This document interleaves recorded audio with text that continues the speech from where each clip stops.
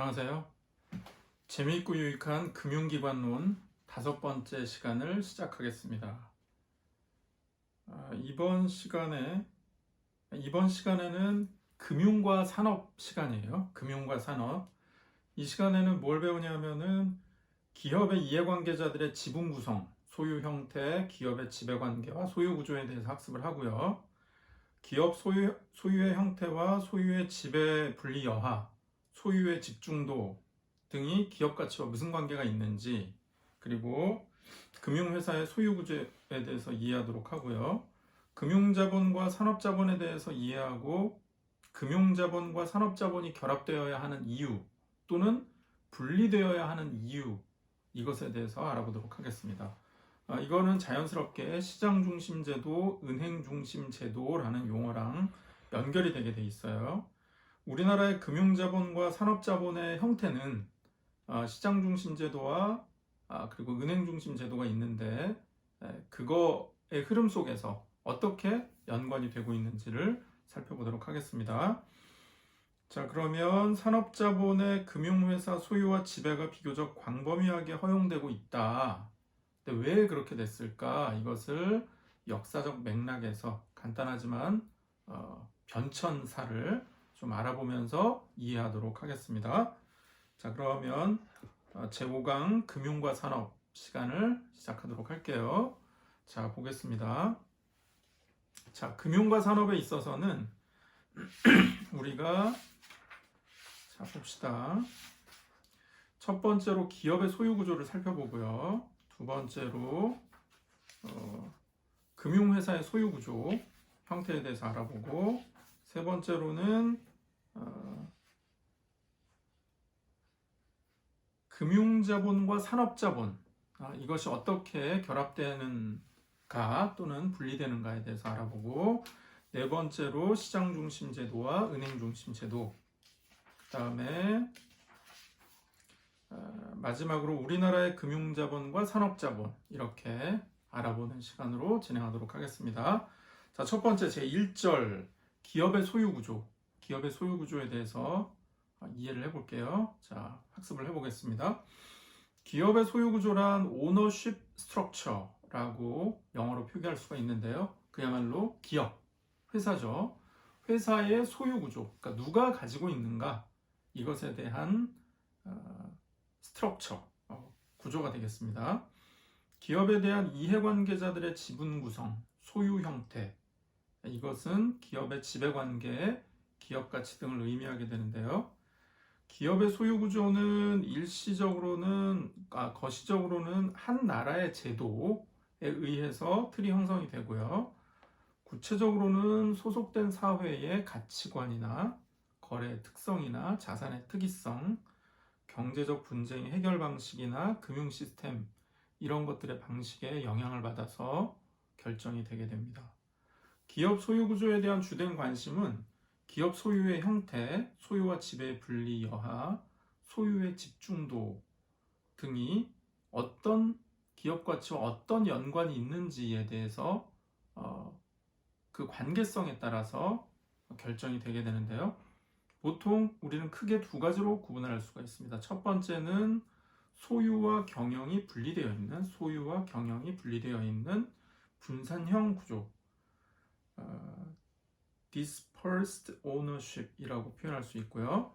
가족이나 아니면 어떤 특정 집단에 의해서 소수의 지배 주주들이 있어서 이들에 의해서 소유와 지배가 집중되어 있는 집중형 구조, ownership concentration, 이렇게 표현할 수가 있어요. 이렇게 분산형이냐 집중형이냐 라고 볼 수가 있는데, 대부분의 기업은, 특히 금융기업은 분산형이다 라고 이해를 할 수가 있습니다.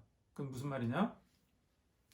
우리가 어떤 은행을 특정 가족이나 특정 계층이나 특정 집단이 독점적으로 소유를 하는 집중형 소유 구조다라고 한다면, 시장경제의 전체적인 틀을 그 특정 집단의 이해관계에 의해서 좌지우지할 수 있기 때문에, 공적인 이익을 저해할 수 있기 때문에 우리나라의 제도는 특정 집단이 집중적으로 소유하는 것을 제한하고 있는 구조다. 이렇게 이해를 해주시면 좋겠습니다. 자, 집중형 구조에 대한 여러 가지 논의들이 있어요. 그 다음에 분산형 구조에 대한 여러 가지 논의들이 있습니다. 그런 대부분의 논의들은 뭐냐면 집중형 구조는 이래서 좋다. 분산형 구조는 이래서 좋다. 또는 반대로 분산형 구조는 이래서 좋지 않다. 집중형 구조는 또 이래서 좋지 않다라는 의견들이 있는데 이런 의견들은 그야말로 어떤 구조가, 어떤 기업의 소유 구조가 더 좋은 구조인가, 더 좋은 결과를 낳을 수 있는가에 대한 학자적 고민 또는 역사적인 치열한 고민이 있었다. 이렇게 보시면 좋겠습니다. 여기서 앤더슨이나 립, 빌라로냐 이런 교수님들도 나오고요. 그 다음에 스톨츠, 벌리 이런 분들도 나오는데 그런 분들에 대한 여러 가지 강론들에 대해서는 다양한 국가에서 다양한 고민들이 있었구나 이 정도로 알고 넘어가는 것으로 하겠습니다.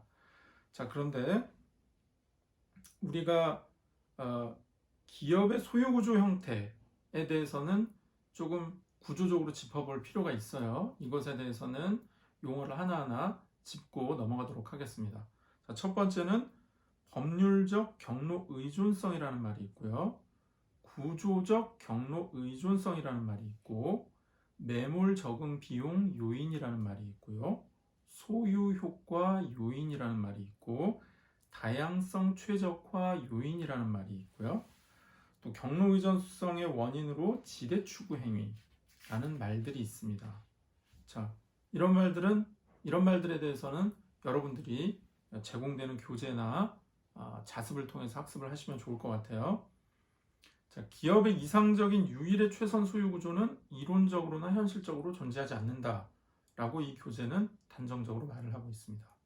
그렇기 때문에 기업의 바람직한 소유 구조와 지배 구조, 자, 소유 구조는 누가 가지고 있느냐, 지배 구조는 누가 실질적인 영향력을 행사하고 있느냐에 관한 얘기입니다. 소유 구조와 지배 구조는 자본시장의 발달의 정도, 기업의 규모, 경영에 대한 감시장치의 효율성 등을 고려해서 결정이 되는 것이 좋겠다라는 것이고요. 우리나라는 어떤 형태를 취하고 있는가 하면 경제력 집중이 억제되는 것, 경제력 집중을 억제하는 것, 불공정 거래를 방지하는 것, 대주주의 경영 전횡을 방지하는 것들을 목적으로 해서 상법이나 각 특별 법령에 의해서 주주의 의결권 행사를 제한하는 규정을 두고 있어요. 자, 다시 한번 아까 나왔던 이론들도 중요하지만 지금 우리나라의 실상은 어떠하냐라고 하면 이 정신을 이해하는 게 중요합니다. 경제력이 집중되는 것, 어떤 산업이나 어떤 특정 기업이나 소수의 이해관계자들한테 집중되는 것은 억제하고 또 거래가 공정하지 않은 것은 방지하고 대주주 한두 명의 지배력을 가진 사람들의 경영 전횡, 그들의 일방적인 행동에 따라서 기업의 활동 전체가 좌지우지되는 것을 방지하는 것, 이런 것이 바로 우리나라가 현재 지향하고 있는 방향이다 이렇게 보시면 되겠어요. 그러니까 미국이나 영국 등 영미법을 채택하는 국가들은 주주평등의 원칙에 충실하기 때문에 대주주의 의결권 행사에 제한은 없고요. 독일 같은 대륙법 체제의 국가들은 대주주의 과도한 지배력을 제한하기 위해서 의결권을 제한하는 경우가 있습니다. 그러나 반대로 경영에 관한 중요한 결정 권한을 가진 주식도 있는데 이거는 황금주라고 해서요. 골든 쉐어, 포이즌 쉐어, 아주 치명적인 주식이다 이렇게 표현하고 있는 주식이 있는데 이거는 평상시에는 보통주와 같은 권한을 가지다가 결정적인 순간, 다시 말해서 적대적 합병이 시도된다든지 여러 가지 경영상의 위기가 왔을 때 다른 주식에 비해서 충분한 권한을 갖는 주식을 황금주 제도라고 합니다. 거부권을 갖는다든지 하는 강력한 형태를 띠고 있어요. 또는 어떤 일반 주식의 몇 배의 의결권을 행사할 수 있다라는 규정을 가지고 행사할 수 있는 주식이 황금주 제도인데 이것은 미국에서 사용되고 있는 제도입니다. 자, 다음에는 일반 회사의 소유 구조에 대해서 알아봤다면 이번에는 금융회사의 소유 구조에 대해서 한번 알아볼게요.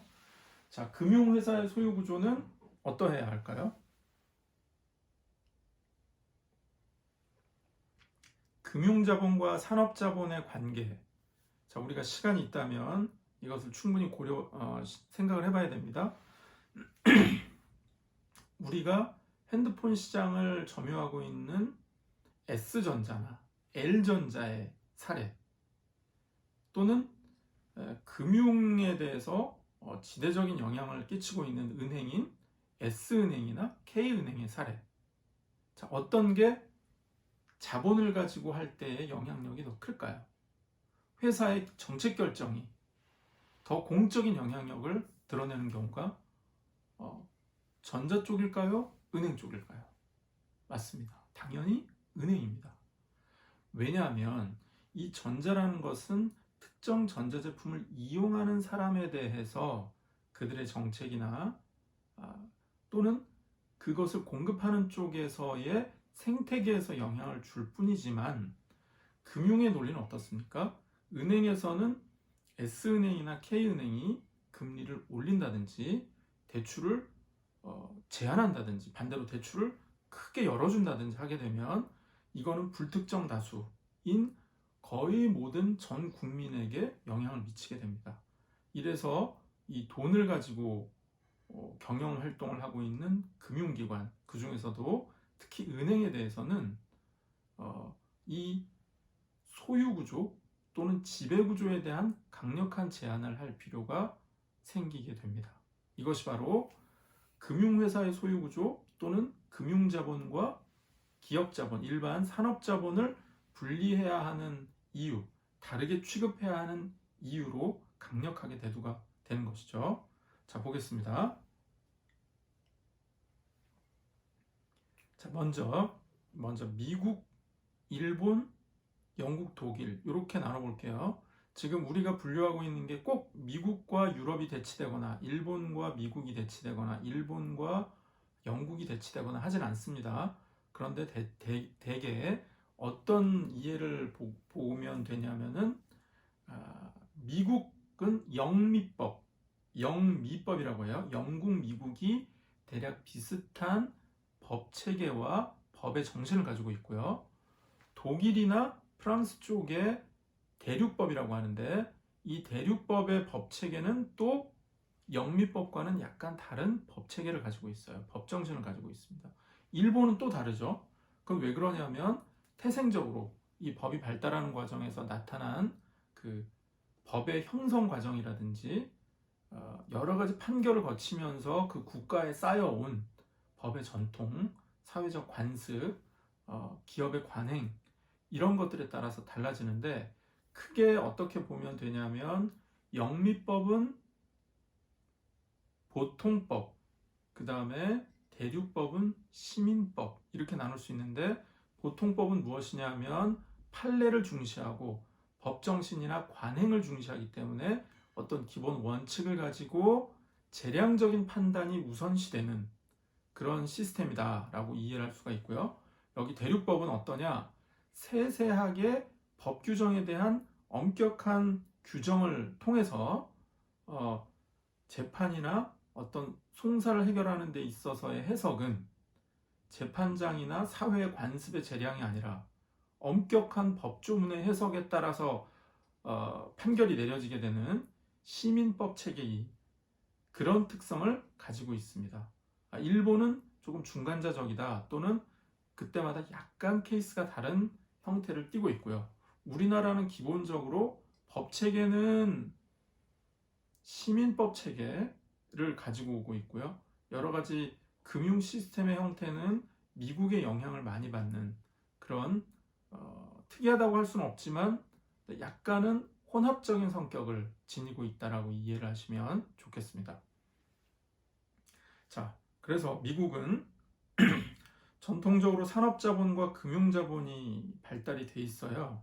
그래서 산업자본과 은행의 분리체제를 유지해 왔습니다. 산업과 은행은 분리한다. 그리고 은행을 보유한 금융지주회사가 일반 기업을 자회사로 보유하는 것은 원칙적으로 금지하고 있습니다. 자, 미국은 어떻다? 분리한다. 자, 일본은 어떠냐? 일반 기업의 금융기관 주식 취득을 금지하고 있지는 않아요. 그러나 은행 또는 은행 지주회사가 은행, 증권, 보험 등 금융 관련 회사가 아닌 일반 기업을 자회사로 두는 것은 금지하고 있습니다. 좀 비슷하죠? 그러나 약간 완화된 느낌이고요. 자, 그 다음 영국, 독일, 프랑스. 아까 시민법 체계와 보통법 체계에서 영국이 중요한데 또 영국은 또 이쪽에서는 대륙 쪽으로 갔습니다.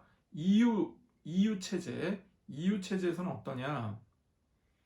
일반 기업의 은행 소유 또는 은행의 일반 기업 소유. 자, 은행이 일반 기업을 소유하거나 일반 기업이 은행을 소유하는 것을 원칙적으로 금지하지 않습니다. 허용하고 있어요. 다만 어떤 소정의 보유 지분 10%, 25%, 33% 뭐 이런 구간마다 심사 제도를 적용하거나 아니면 승인 심사 제도를 보고하거나 여러 가지 그 허들을 통한 장치를 통해서 원칙적이지 않은 테크니컬한 규제를 실시하고 있습니다.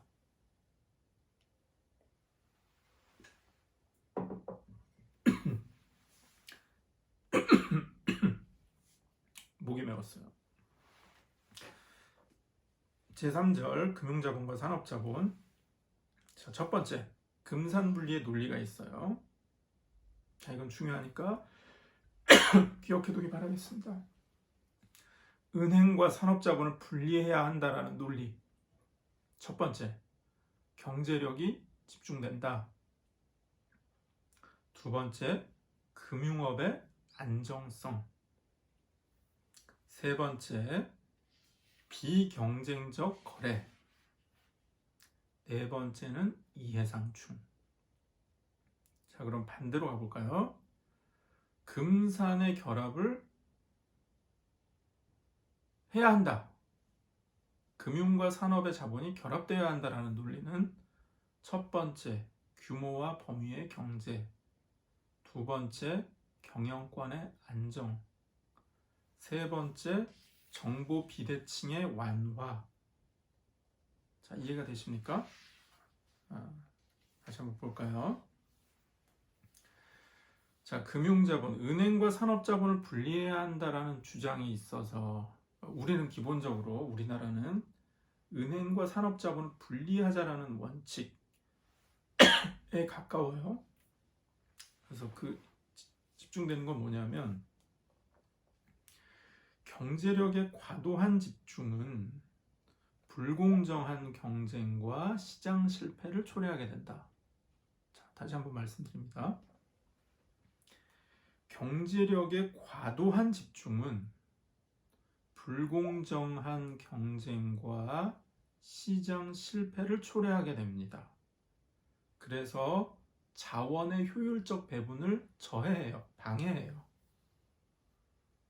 자, 그렇기 때문에 산업자본의 계열금융기관을 이용한 자금동원, 계열사 지원이 용이해지는 방법 이런 것들 때문에 경쟁력이 없는 계열기업의 퇴출을 하는 게 아니라 오히려 더 지속하게 해주기 때문에 경쟁력이 없음에도 불구하고 자꾸 거기에 자원을 투입하게 된다.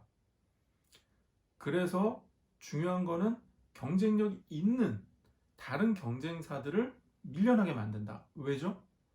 여기는 자본이 충분하지 않은데 경쟁력이 없는 계열사는 충분한 자본을 수혈받으면서 여기서 지속적으로 경쟁을 펼칠 수 있기 때문에 나아가서는 경쟁력이 있음에도 불구하고 이 회사는 퇴출되고 경쟁력이 없음에도 불구하고 계열사는 존속하게 되는 이런 시장 질서에 맞지 않는 결과를 초래할 수 있다. 그래서 어떻다고요? 경제력이 집중 현상은 좋지 않기 때문에 금산 분리를 하는 게 좋다라는 주장이 나오고요. 금융업의 안정성. 자, 금융업의 안정성. 계열 기업은 안전망 보호를 받는 계열 은행의 명성에 힘입어 유리한 조건으로 자금을 조달할 수 있기 때문에 이를 이용해서 리스크가 높은 업무를 확장하는 등으로 계열 은행의 안정성을 어떻다?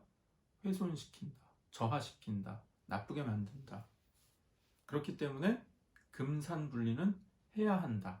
자, 아까 경제력의 집중과 금융업의 안전성은 같은 현상이 벌어지는데 반대 효과를 얘기하는 겁니다. 자, 첫 번째는 은행 돈을 계열사로 있는 은행의 돈을 경쟁력이 없는 일반 기업이 산업자본이 금융자본을 사용함으로써 그 시장의 질서를 교란할 수 있다는 얘기가 있는 측면이 있고요. 반대로 이 은행 계열사는 스스로가 우량해질 수 있음에도 불구하고 부실한 계열사에 자꾸 자금을 대출해 주는 것 때문에 은행, 금융기관의 경영 안정성을 저해하게 된다. 이쪽 금융자본의 논리가 되겠죠. 그렇기 때문에 이거는 분리하는 게 좋다라는 주장입니다. 비경쟁적 거래, 이것도 비슷한 것이죠. 산업자본의 금융산업을 지배하게 되면 불공정 거래 등의 문제점이 발생될 위험이 있습니다. 이거는 이런 예를 들고 있어요. 경쟁자한테는 신용을 제한하고 신용을 불리하게 만들고 대출을 제공하지만 여러 가지 여기 표현에 따르면 끼워 팔기를 하고 그 다음에 계열사 간의 상호 출자나 순환 출자를 통해서 지배권을 조금 다른 형태로 공정하지 못한 형태로 강화를 하게 되고 또 부를 이전하게 되고 이런 여러 가지 부작용을 낳을 수 있는 불공정한 구조를 낳을 수 있다라는 게 주장이어서 그래서 어떻다? 금산은 분리하는 게 좋다라는 주장입니다. 이해상충은 마찬가지죠. 이해상충이라는 것은 계열사가 하고 있는 것에 대해서 좋은 이해를 알고 있기 때문에 자기들이 그 이권에 개입하게 된다. 부당하게 개입하고 공정한 경쟁을 저해하게 된다라는 논리로 이해상충 문제가 생기기 때문에 금산분리를 하는 게 좋다라는 주장이 나오게 됩니다. 금산결합의 논리는 자 지금 이 부분 중요했기 때문에 조금 설명을 더 했고요. 여기는 규모와 범위의 경제가 있다. 경영권이 안정될 수 있다. 그 다음에 정부의 비대칭성을 완화할 수 있다. 여기서 경영권을 안정시킬 수 있다는 말은 상호간에 도와주는 것 때문에 오히려 시너지가 날 수 있다라는 측면입니다. 아까처럼 결합해주면은 이쪽이 불안정해진다라는 논리도 있는 반대로 이쪽 회사에 있어서는 경영권이 안정이 되죠. 자금이 충분히 뒷받침이 되니까 그런 측면에서 보면 경영권 안정에 도움이 된다. 그렇기 때문에 금산 결합을 하는 게 좋다라는 주장이 나오고 있습니다. 정보 비대칭성의 완화는 금융기관과 비금융기관의 차이를 동일한 정보를 가지고 있음으로써 정보의 비대칭성을 완화할 수 있다. 금융기관에서 근본적으로 태생적으로 가질 수 있는 문제 중에 하나가 바로 정보의 비대칭성 문제가 되겠죠. 자, 시장 중심 제도와 은행 중심 제도에 대해서 설명을 드리겠습니다. 금융제도를 금융기관과 기업의 관계로 특정 지을 때 보면 시장 중심 제도, 그 다음에 은행 중심 제도, 뱅크 베이스드 시장이냐 아니면 마켓 베이스드 제도냐, 시장이 아니죠. 마켓 베이스드 제도냐, 뱅크 베이스드 제도냐 이렇게 볼 수가 있는데요. 시장 중심형 제도라는 건 뭐냐면 영미법 제도를 채택하고 있는 국가들에 일반화되어 있는데요. 금융기관과 기업 간의 소유와 지배관계를 독립적으로 유지하는 것으로서, 그래서 어떻게 하냐면 기업과 은행 간의 주식의 상호 보유나 지배를 강력하게 규제를 하지 않고, 규제를 하고 있고, 이거는 증권시장의 시장 중개기관들에 의해서 활발하게 이루어지도록 하는 쪽으로 가는 거예요. 시장 중심 제도는. 은행 중심 제도는 대륙법 체제, 그리고 일본도 그렇고요. 은행을 중심으로 해서 이 금융제도가 돌아가는 것이다. 우리나라도 마찬가지예요. 우리나라도 시장 중심형 제도라기보다는 은행 중심 제도라고 말을 할 수가 있습니다. 그러니까 시장의 자율적 규율에 맡긴다기보다는 은행이 무언가를 컨트롤하고 은행에 집중해서 거기에 규제를 집중하는 그런 방법으로 볼 수가 있는데, 은행 중심에는 과거에는 관계지향적 거래이고, 시장 중심 제도는 거래지향적 거래인데, 이거를 꼭 관계지향적이다라기보다는 점차 거래지향적으로 가고는 있어요. 개념이 좀 헷갈릴 수 있습니다.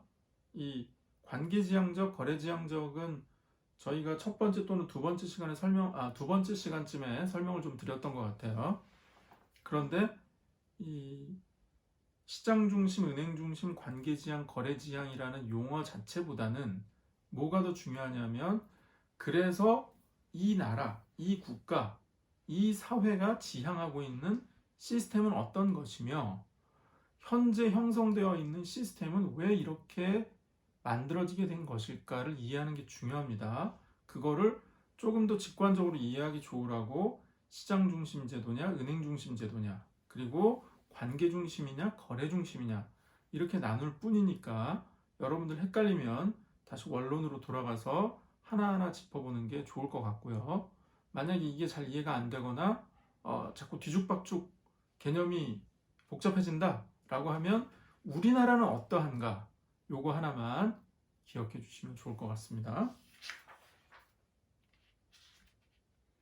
자, 시장 중심 제도의 우월점 간단히 말씀드릴게요. 시장의 감시 기능이 좋고 경쟁적 시장이 되고 구조 조정에 유리하다. 은행 중심 제도가 우월한 점은 뭘까? 정보의 비대칭성을 완화하고 안정적 경영을 할 수 있고 위험을 분담할 수 있다.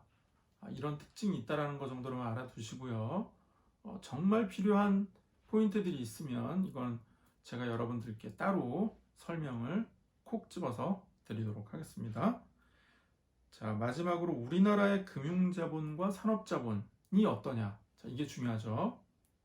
원래 역사적인 흐름과 함께 설명을 드리면 좋겠는데, 짧지만 설명을 좀 드리도록 할게요.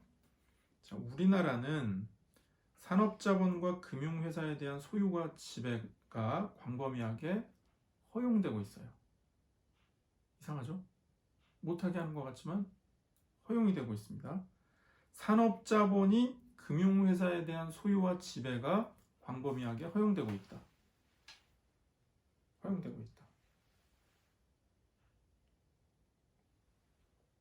그런데 은행에 대해서는 그렇지가 않아요. 자, 기억합시다. 금융회사 지배는 괜찮아요. 그런데 뭐가 안 된다고요? 은행. 이게 포인트입니다. 은행에 대해서는 호락호락하지가 않아요. 제도가 매우 엄격합니다. 자, 이걸 기억합시다. 우리나라는 영미법 체제 또는 대륙법 체제에 각각의 특징들이 있지만, 더 중요한 건 우리의 특성은 뭐냐? 광범위하게 허용하는 중에 은행에 대해서는 엄격하게 제한하고 있다. 이걸 기억해 두시면 좋겠습니다. 저희가 우리나라 금융 시스템의 발달에 대해서 이력에 대해서 공부한 적이 있어요. 1961년 5.16 이후에 부정축제 환수 조치의 일환으로 처음에는 이 방만하게 광범위하게 퍼져 있는 금융기관의 운영을 정부가 강력하게 중앙집권적으로 제도적인 장치를 가해서 통제를 했습니다. 자, 그러다가 정부 소유의 은행 민영화를 위해서 1983년 1월에 은행법을 개정을 했어요. 그래서 동일인이 은행 주식의 8%를 초과하는 것은 금지하고 8% 초과하는 의결권도 제한하는 것을 전제로 민영화를 실시를 합니다. 자, 그렇게 쭉 가다가 1995년 1월에 은행법이 다시 개정이 되는데 이때는 은행의 책임 경영 체제를 강조하게 됩니다. 그럼 왜 그럴까요? 자, 기업이라는 것은 모름지기 주인이 있어서 주인이 열심히 부실도 만들지 않고 영업도 열심히 하고 회사를 키우기 위해서 노력을 해야 되는데 주주를 너무 제한을 하다 보니까 이게 꼭 내가 지배적인 요건을 가지고 열심히 할 필요가 없고 또 어떤 현상이 생길까요? 그렇습니다. 대리인 문제라고 해서 경영자로 온 사람들이 이 기업의 소유와는 무관하기 때문에 기업의 소유자들하고는 상관없이 경영자들 자신만의 이해를 추구하게 되는 대리인 문제가 발생하게 됩니다. 근데 지배적인 대주주가 없다 보니까 은행에서는 이 부분이 개선해야 될 점이다. 이대로 두어서는 좋지 않다라는 지적이 나오게 됨에 따라서 1995년 1월에는 은행의 책임 경영 체제를 강조하는 은행법이 나오게 된 거예요. 자, 이때 나온 개념이 금융전업가 제도라는 것을 도입했는데 이게 개념은 좋았으나 실질적으로 효력을 발휘하지 못해서 1998년 1월에 폐지가 됐고요. 1997년 외환위기 이후부터는 은행에 대한 소유 규제가 완화가 돼요. 자, 처음에는 어땠다고요? 처음에는 우리가 일제시대 때 또는 대한제국 말기에 은행이 초창기에 설치가 되면서 대한민국 정부가 수립되고 6.25 전쟁이 일어나고 혼란기를 거치면서 60년대에 이르러 이 어지러워졌던 금융 이 시장을 정비를 해야 되겠다라는 정부의 강력한 의지 때문에 은행의 국영화 정책을 추진하다가 점차적으로 민영화, 완화, 강력한 통제에서 완화 쪽으로 가고 있었는데 언제? 97년 외환위기 이후부터는 이 규제를 광범위하게 풀기 시작했습니다. 자, 외국 금융기관이 10%까지는 신고로 하고 25%, 33%를 넘을 때는 승인을 받도록 하는 제도로 금융기관이 은행에 대해서 들어오는 소유권을 가질 수 있도록 했고요. 그러나 이게 또 그렇다면 내국인은 왜 안 해주는 거냐라는 역차별 지적이 있어서 2002년 7월부터는 내국인도 유사하게 은행의 소유를 광범위하게 해제하는, 완화해주는 그런 조치가 시작이 됐습니다. 10%로 확대하고 금융위원회 승인을 받을 경우에는 10%를 넘길 수도 있도록 하는 그런 방식으로 왔고요. 2009년 4월에는 은행법을 개정했는데 이거는 사전적 획일적 규제 방식에서 개별적 심사 감독 방식으로 전환한다 라는 취지에서 강론들이 많아졌습니다. 그리고 비금융 주력자의 은행 주식 보유 한도를 기존 4%에서 9%까지 였던 거를 4%에서 10%까지에는 금융위원회 승인을 받도록 했고요. 또 투자회사, 사모투자 전문회사, 투자목적회사 등등등의 개념에 있어서 10%, 30%, 4% 이렇게 다양한 예외적이 있을 수 있거나 부득이한 사유라고 인정되는 경우에 있어서는 그 지분의 확대를 허용하는 방향으로 점차 완화되는 조치를 취했습니다. 자, 조금 넘어갑니다. 우리나라는 산업자본이 은행을 지배하는 것은 금지하고 있습니다. 마찬가지로 은행이 또는 은행을 포함한 금융기관이 일반 기업을 지배하는 것도 금지하고 있어요. 또는 제한하고 있어요. 은행은 타 주식회사의 의결권이 있는 발행 주식을 15% 이상 초과해서 매입하거나 항구적으로 가져갈 수는 없습니다. 그러나 자회사인 경우에 또 뭐 여러 가지 규정을 두어서 사소한 강론들이 나오긴 합니다만 큰 틀에서는 은행도 일반 기업의 지배를 금지한다. 보험회사도 마찬가지고요. 일반 기업의 주식 소유가 제한되고 있습니다.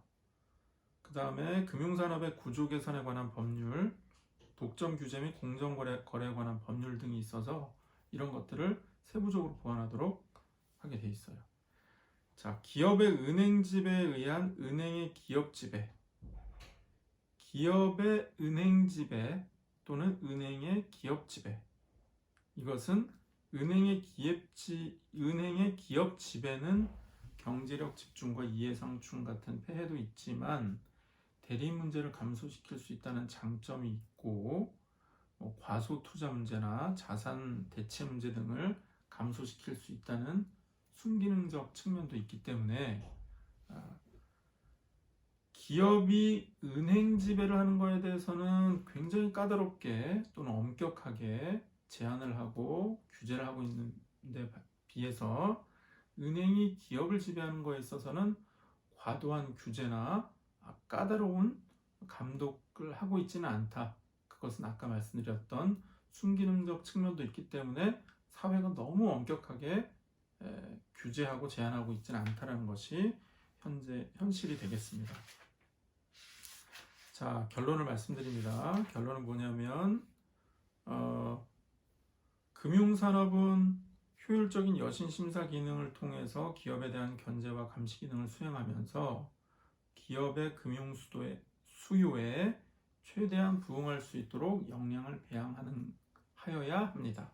그리고 기업은 경영 합리화와 투명 경영을 통해서 가치 경영을 실행하고 은행의 수익성 있는 고객이 되어줌으로 말미암아 양자가 공생의 동반자가 되어야 합니다.